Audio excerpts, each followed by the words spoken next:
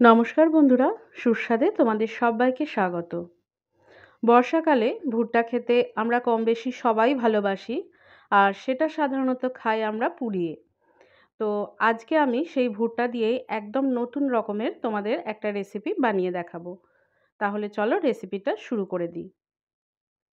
তো দেখো, প্রথমেই কড়ার মধ্যে বেশ কিছুটা জল নিয়ে নিয়েছি। এখন জলের মধ্যে ভুট্টাগুলো দিয়ে দিলাম। তারপর এর মধ্যে দিয়ে দিলাম সামান্য একটু নুন। সমস্তটা নাড়াচাড়া করে নিয়ে এটাকে এখন মিনিট 10 মতো ফুটতে দেব। মিনিট 10 ফুটে যাওয়ার পর দেখবে ভুট্টার কালারটা বেশ চেঞ্জ হয়ে গেছে, একটু বেশ হলুদ মতো ভাব চলে আসবে।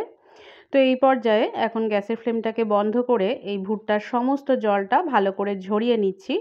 তারপর এটাকে অন্য প্লেটে তুলে ঠান্ডা করতে দেব। এবার কড়ার মধ্যে নিয়ে নিয়েছি সাদা তেল। একটু বেশি পরিমাণে সাদা তেল নিয়ে নিয়েছি।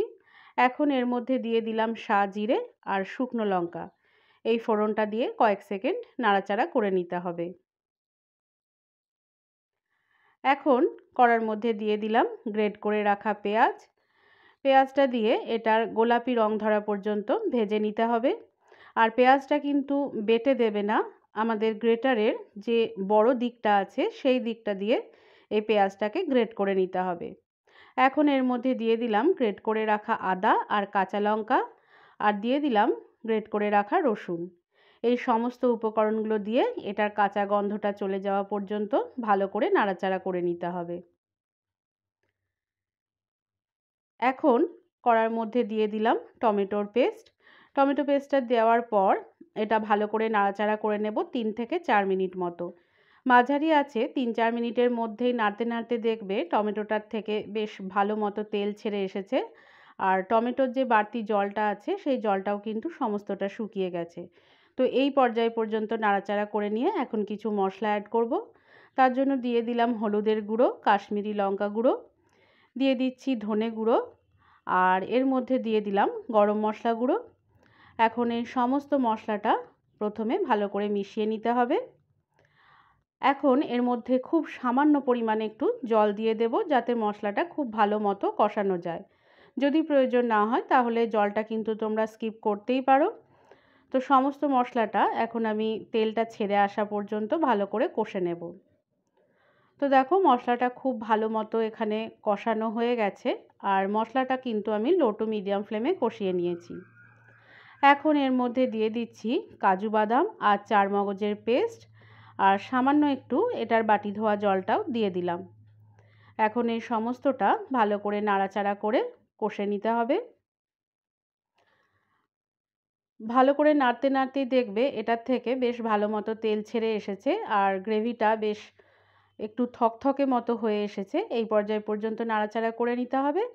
তারপর এর মধ্যে দিয়ে দিলাম জল, পরিমাণ মতো নুন দিয়ে দিলাম, আর সামান্য একটু চিনি দিয়ে দিলাম। জল কিন্তু খুব বেশি পরিমাণে দিইনি, অল্প পরিমাণেই জল দিয়েছি। এখন সমস্তটা ভালো করে মিশিয়ে নিয়ে এটাকে আমি ফুটতে দেব। এদিকে অন্য একটা প্যানের মধ্যে আমি নিয়ে নিচ্ছি মাখন। মাখনটা নিয়ে নাড়াচাড়া করে এটা ভালো করে গলিয়ে নিতে হবে। এবার এর মধ্যে দিয়ে দেব ক্যাপসিকাম। ক্যাপসিকামটা দেখতেই পাচ্ছ ডুমো ডুমো করে কেটে নিয়েছি। এখন ক্যাপসিকামটা একবার 1 মিনিট মতো নাড়াচাড়া করে নিলাম। তারপর এর মধ্যে দিয়ে দিচ্ছি সেদ্ধ করে রাখা ভুট্টাগুলো। এটা দেওয়ার পর এটাও সমানে নাড়াচাড়া করে নিতে হবে। তো লো টু মিডিয়াম ফ্লেমে মোটামুটি 7 থেকে 8 মিনিট মতো এই ভুট্টা আর ক্যাপসিকামটা আমি ভালো করে নাড়াচাড়া করে নেব। দেখবেন নাড়তে নাড়তেই কিন্তু এটার থেকে বেশ একটা সুগন্ধ বের হয়ে এসেছে। 7-8 মিনিট নেড়ে নেওয়ার পর এখন গ্রেভিটার মধ্যে এই ভুট্টা আর ক্যাপসিকামটা আমি দিয়ে দিলাম। এটা দেওয়ার পর সমস্তটা ভালো করে আবারও নেড়ে নেব। এখন এটাকে ফুটতে দেব 4 থেকে 5 মিনিট মতো। আর এখানে কিন্তু ঢাকা দেওয়ার প্রয়োজন নেই। 4-5 মিনিট ফুটে যাওয়ার পরই দেখবে গ্রেভিটা বেশ ঘন হয়ে গেছে। এই পর্যায়ে গ্যাসের ফ্লেমটা বন্ধ করে একটু ধনেপাতা কুচি আর একটু কসুরি মেথি ছড়িয়ে দিলাম। এখন সমস্তটা ভালো করে মিশিয়ে নিচ্ছি।